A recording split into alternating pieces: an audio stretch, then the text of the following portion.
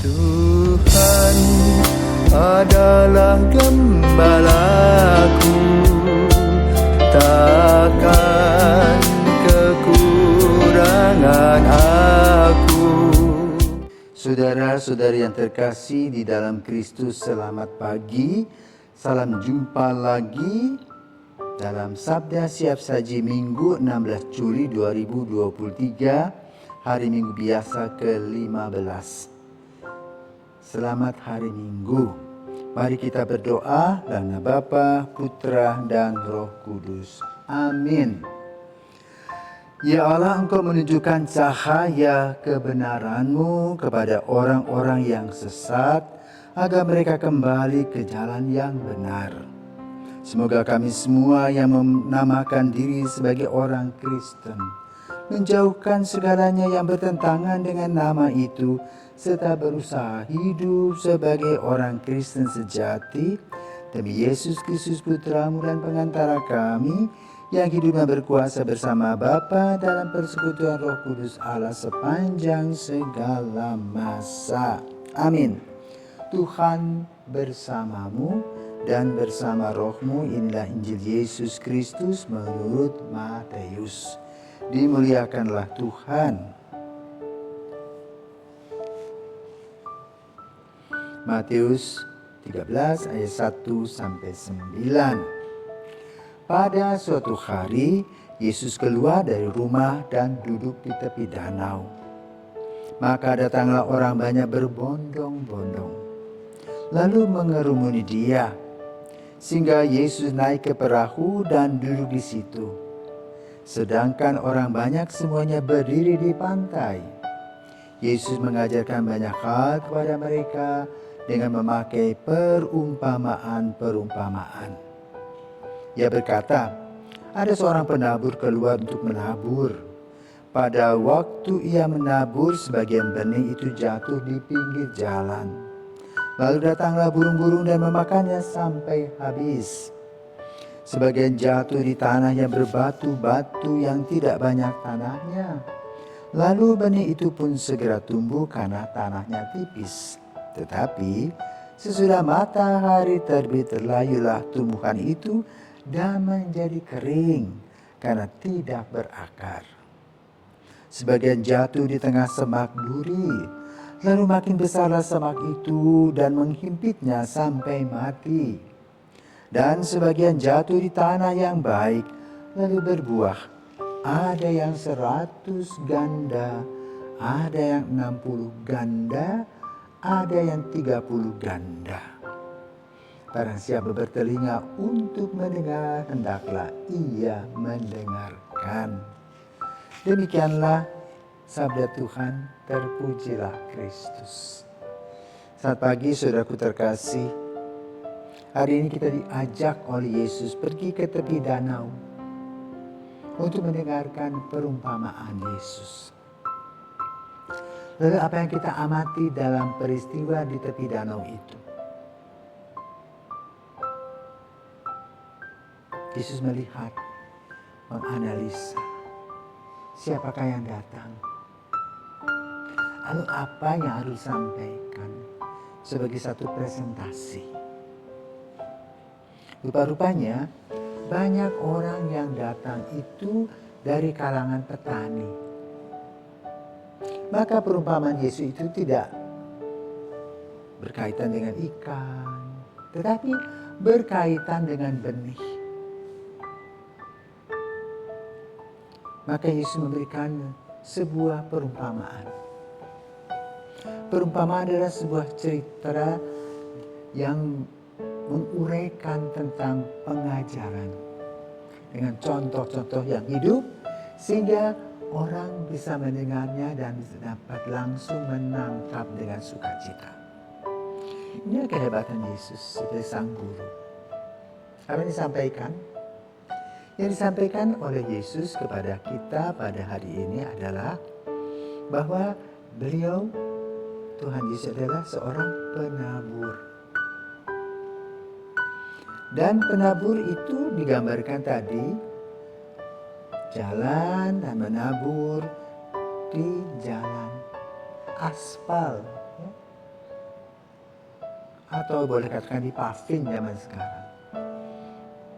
Tetapi lalu burung-burung memakan benih itu, tidak ada sesuatu lagi, habis. Kedua, jatuh di pinggir jalan yang tipis tanahnya. Tumbuh sebentar lalu layu. Karena apa? Tidak berakar. Ketiga, jatuh di semak belukar. Dia tumbuh. Tetapi dia tumbuh bersama dengan belukan yang menghimpit. Akibatnya apa? Mati juga. Yang keempat, karena subur, maka berkatakan berlipat ganda. Kita bisa makan dari hasil panen tersebut. Nah, maksudnya apa perumpamaan ini? Yesus menaburkan sabda Tuhan. Tapi yang satu yang jatuh di jalan itu tidak dengar apa-apa. Peduli pun tidak. Yang kedua, ada perhatian. Tapi sedikit saja. Hanya setor muka. Ya. Lalu tidak ada efeknya untuk kehidupan. Nah, yang ketiga, mengolah.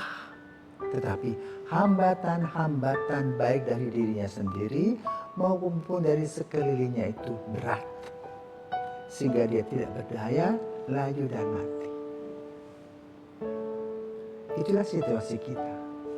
Lalu situasi kita yang mana yang harus dan yang bagus? Yaitu yang terakhir, di mana benih itu jatuh di tanah subur, tumbuh, seperti dalam surat Rasul Paulus dikatakan, Apolos menanam, Paulus menyiram, Tuhan yang menumbuhkan. Maka tumbuhan itu subur, berlipat ganda hasilnya.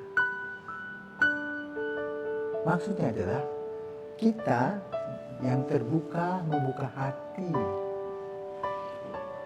dan diri kita mendengarkan sabda Allah, mengolahnya, merenungkannya, dan melaksanakannya dalam hidup. Sehingga sabda itu menghasilkan buah-buah kasih dalam kehidupan kita, dan hidup kita sehat walafiat. Maka pada hari Minggu ini Yesus mengajak kita, ayo membuka hati, telinga, mata kita. Supaya bisa mendengarkan sabda Tuhan, belajar untuk mengolah suara hati yang tulus dan mulus. Sehingga sabda Tuhan itu betul-betul bisa tumbuh dan berkembang. Hambatan-hambatan dalam kehidupan sehari-hari itu banyak. Maka sebagai seorang yang beriman yang hebat adalah orang yang bisa mengolah sedemikian rupa.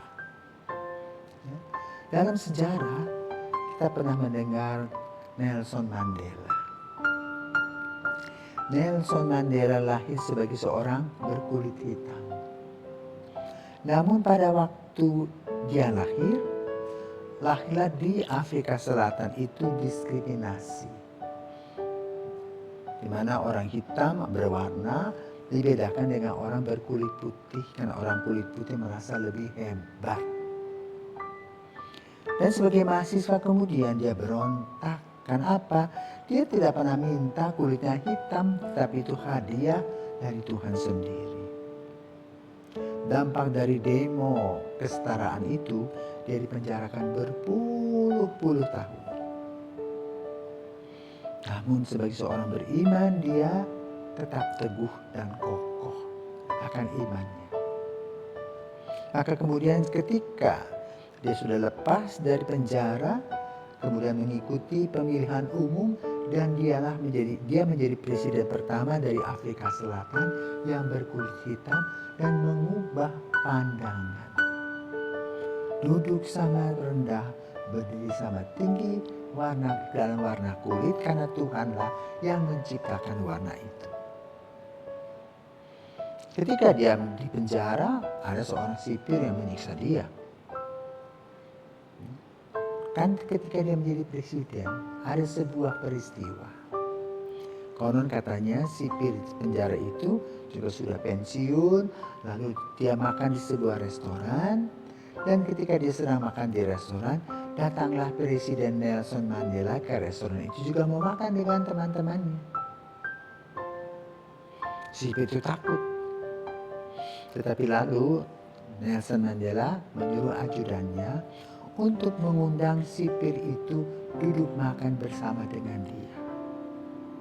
Sipir itu takut sekali. Jangan-jangan dia dicuci, dibalas dendam. Tetapi Nelson Mandela tidak melakukan hal itu. Dia mengatakan begini, ya dulu kamu sebagai sipir kamu bertugas dengan baik, melaksanakan tugasmu dengan baik. Itu yang saya salut. Walaupun sebagai objek itu saya. Tapi sekarang saya presiden, ayo kita saling memaafkan. Kita tidak lagi memperhitungkan yang lalu, tetapi kita berhitung hari esok di dalam kasih Tuhan. Itulah seorang penabur. Yesus berhasil mengundang Nelson Mandela membuka hatinya sebagai contoh bagi kita bahwa bila kita terbuka kepada Tuhan, Tuhan senantiasa menuntun kita kapan dan dimanapun. Selamat hari Minggu, Tuhan memberkati.